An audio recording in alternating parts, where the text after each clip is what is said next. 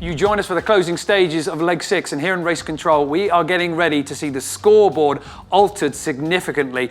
Some of the teams have really found their form on this leg and are pushing their way right to the front. Turn the Tide on Plastic up there as well. Sun Hunkai Scallywag along with Team Axel Nobel in stealth at the moment. However, we know that they are performing. But Team Brunel, this was a boat that really found their form, and right now they are suffering. To fully understand this, let's wind the clock back and just go on the journey with this boat. Earlier on in the leg, in fact, just 1 or 2 days out of Hong Kong, they were leading. And not only that, outpacing Dongfeng Race Team and Mafre, the two big powerhouses of the first pass of this edition. And they kept up that good form. Something was working, and with that new speed and that new confidence, they just carried it all the way forward. Indeed, 3-4 days ago, just as the fleet was rounding the reefs off New Caledonia, they were still very much vying for the lead. But watch what happened here. One little move, one little slip up. I call it a gamble. It was certainly risky. They went for a little bit of breeze that wasn't there to the east, and the entire fleet have just rocketed past them to the south. Dongfeng Race Team and Mafre now sit ahead of Bauer Becking and his team, and well, just hear the mood on board. One word, yeah, disappointment. Oh, very brutal. Difficult. Yeah, very disappointing. Risk. I'm sad. I don't know what to say. I really don't know what to say. Because I mean, everybody's disappointed. That's the feeling we have.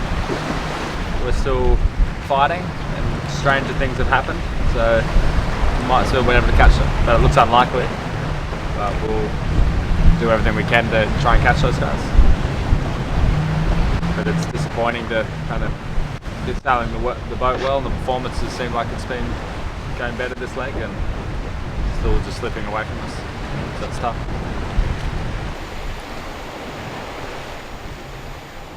Tough situation for Team Brunel, but a chance to regroup coming on the horizon as the leg finishes in around about 24-30 hours time for the teams.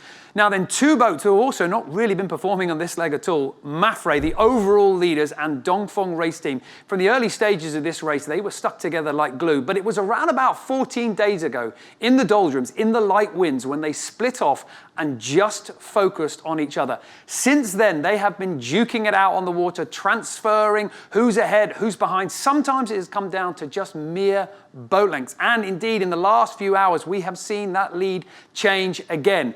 Now, there's been some argument here as to whether this is the reason why these two boats are finding themselves struggling in the rankings at the moment. They have just concentrated on each other. Are they going to keep their eyes fixed on each other, ignoring the rest of the competition? Well, I had a conversation with David Witt just a few moments ago, and that was the question I put to him. I think, you know, I don't know, I hope they don't change their strategy, but I think they might have to. I mean, they're sailing around at the moment thinking boats in the race, and the longer they keep doing that, the better it is for the rest of us.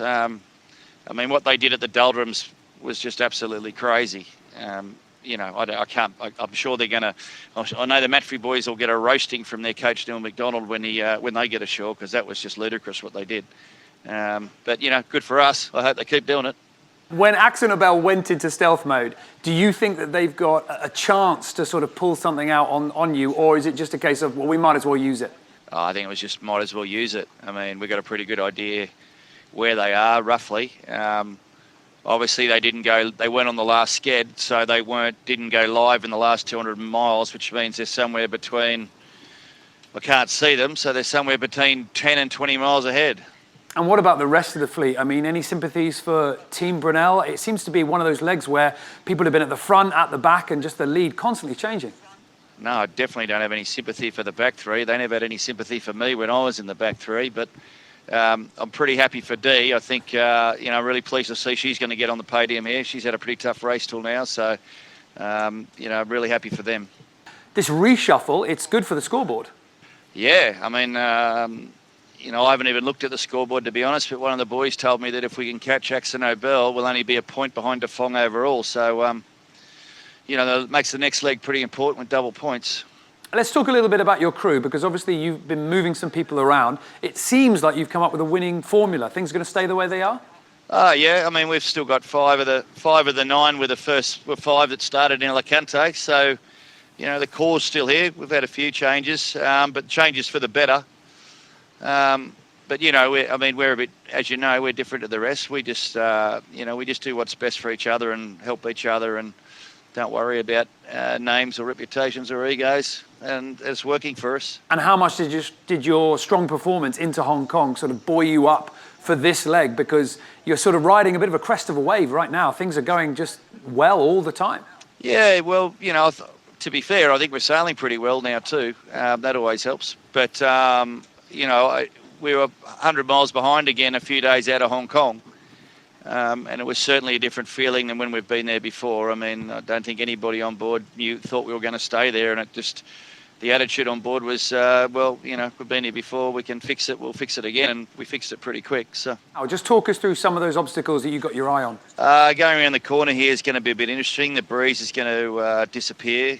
AXA are a bit ahead of us, so they're going to be pushing current for the first couple of hours, and then we won't. We can see D on the horizon behind us, 10 miles. So, you know, there might be a little bit of a restart for the first 3 boats around the corner here. A little bit of a restart, or at least according to David Witt on board Sun Hung Kai Scallywag. But I've got Gonzalo Infante, Chief Meteorological Officer for the Volvo Ocean Race, to help us understand exactly how important this final push into Auckland is going to be. So, Gonzalo, we know that the current is going to have some effect. We know that the breeze is going to be pretty critical as well. Talk us through it. Yeah, the synoptic situation, as the meteorologists call the combination of hikes and lows, it's going to be very tricky. Because just by the time that the leading boats are passing North Cape, they're going to get caught temporarily in the middle of a high-pressure cell. Let me show you.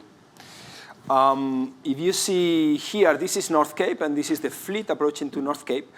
They will round over the next 6 hours North Cape, and right after, they will get caught in middle of high-pressure cell, which means no breeze at all, which means that they will have the dilemma whether if to try to cut the corner or go a little bit more offshore. Let me show you the current, what it does, because there seems to be an opportunity offshore. If they travel a little bit more miles, they might be able to use this southeasterly pushing current, but it will obviously add some more miles. So they are facing a big dilemma right now.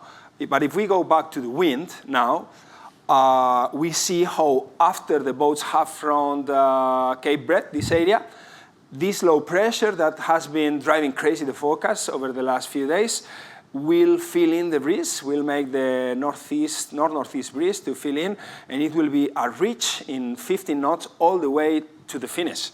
So, in other words, the chasing pack has like 6 hours between North Cape and Cape Breton to try to get closer, get in touch with the leading boats. And there's a little bit of a question mark. We talk about chasing boats, talk about leading boats, but Team AXA Nobel, indeed the last time we saw them, they were in the lead, but they've gone into stealth mode. We normally do see the boats pull out these stealth mode cars just in this final push. And a little bit of an interesting one here, a little bit of a debate. And in fact, just before we came on air, I spoke to Brad Ferran on board Team AXA Nobel to ask him what was their tactic going into stealth mode so late, and also did they feel like they had enough buffer to hold the lead all the way to the finish? You're pretty happy to have a little bit of a buffer here, but getting from North Cape through to Cape Breton is about 70 miles there. That's supposed to be looking light and shifty through the night. So if we can make it through to Cape Breton, it's supposed to be good after that. So yeah, the next kind of 12 hours is going to be crucial. Obviously, you're pushing hard, and I can see that you're taking the time right now to give us a bit of an interview, but I was just wondering what piece of equipment it was that you were walked away with in your pocket. That was a trim torch. Tina's doing a good job up front there, making sure that the sails are all trimmed properly. Well, so she's taking over from me while I do the quick little chat with you. Yeah, so we've got Big Lukey Malloy up on the wheel there. He's playing the keel. He's working his heart out to get us to Cape Reinga before the tide changes. We've got outboard lead on the masthead 0 on a J3 staysail. Main's relatively eased there, but just cruising along nicely at about 12 knots and 9.5 knots of breeze. Yeah, just getting a bit of puff from the Three Kings and kind of Lukey's working it up and down on a couple of waves we got here. Now, I don't want to be the one to jinx it, but I'm just wondering if on board the conversation has ever come up about being the boat that's going to win this leg. Yeah, no, I don't think it's something that we bring up or talk about at the moment. It's wait for it to happen and then we can talk about it. But at the moment, we're just kind of focusing on doing what we can to get the finish before the other guys. And yeah, obviously, if it all pans out, happy days. It's stealth mode. Whereabouts are you? If I told you, I'd have to shoot you. That one was, we had a skid about, what was it, 1 hour and 45 minutes ago. And we kind of, our thinking behind stealth mode was that we can push into that 200-mile anti-stealth mode area, so nobody has to know where we are while we're in that stealth mode. While we're in that 200-mile to the finish. So a little bit of a chance to play the system then, because obviously at the 200 miles, the public tracker will tell everybody where they are, but you guys on the water, you only get it on those 6 hourly windows. Yeah, exactly. So yeah, the next one will be in 4 hours. So if we're not inside the 200 miles, then we'll still stay stealth. But if then we push even further into the tracker. Further into the 200 miles, and yeah, people won't know where we are.